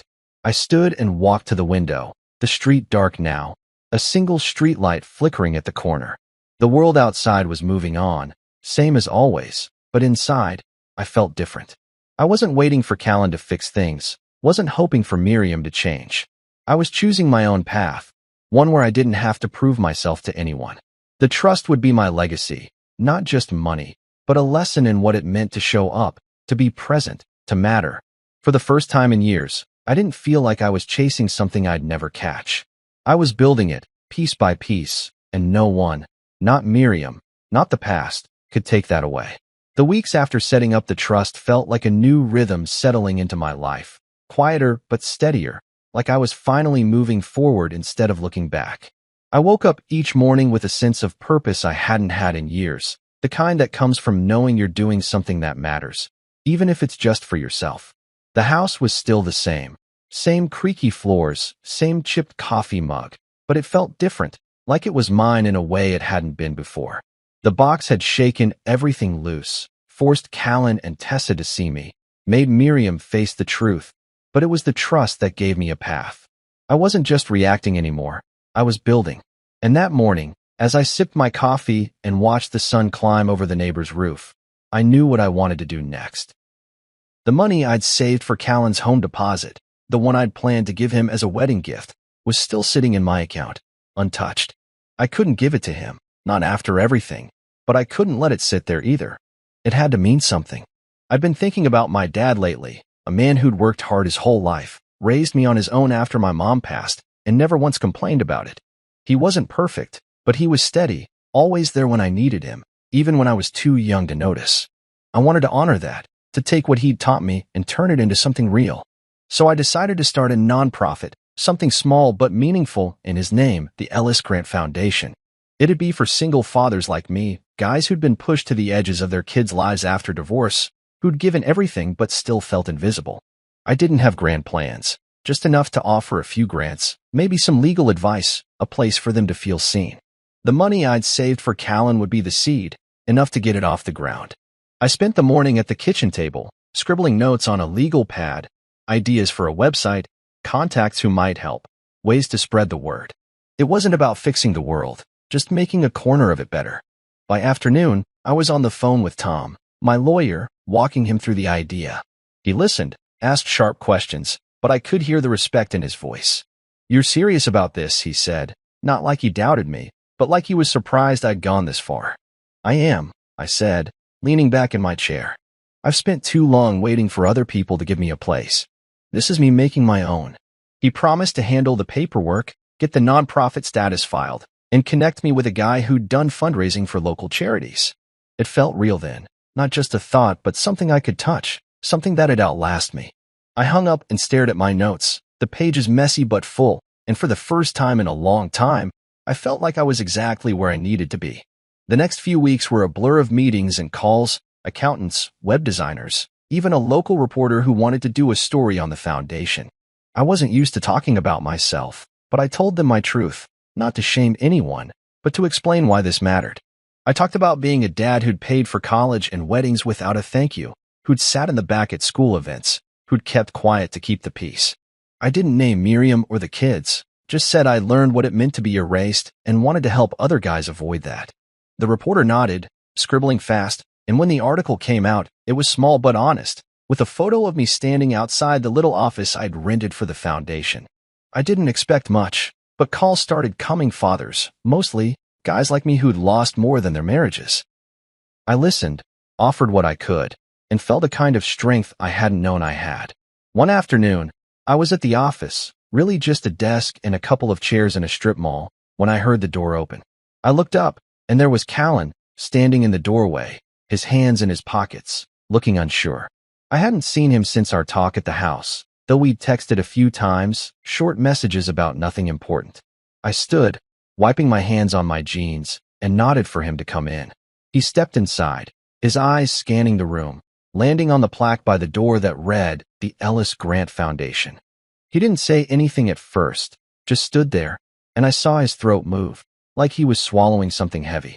"This is what you've done with it?" he asked finally, his voice quiet, almost reverent. I nodded, leaning against the desk. "I had to do something for someone who believed in me," I said, meaning my dad, but also myself, the man I was becoming. He walked to the window, looking out at the parking lot, his back to me. "I read the article," he said. "Saw your picture. You didn't mention me or Tessa, but I know it's about us." I didn't deny it, just waited. He turned then, his eyes misty but clear. "I'm proud of you," he said, and it hit me harder than I expected. Those words I hadn't heard from him since he was a kid. "I didn't get it before, what you went through. I'm trying to now." I crossed my arms, not to shut him out, but to keep myself steady. "That's all I ever wanted," I said. "Not for you to feel bad, just to see me."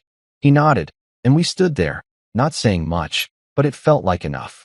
He stayed for a while, asking about the foundation, how it worked, who it helped. I told him about the grants, the stories I'd heard, the plans to grow it slow but sure.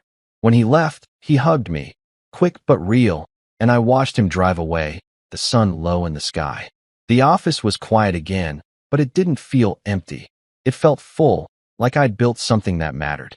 The foundation wasn't just for other dads. It was for me, proof I could take what I'd been through and make it mean something.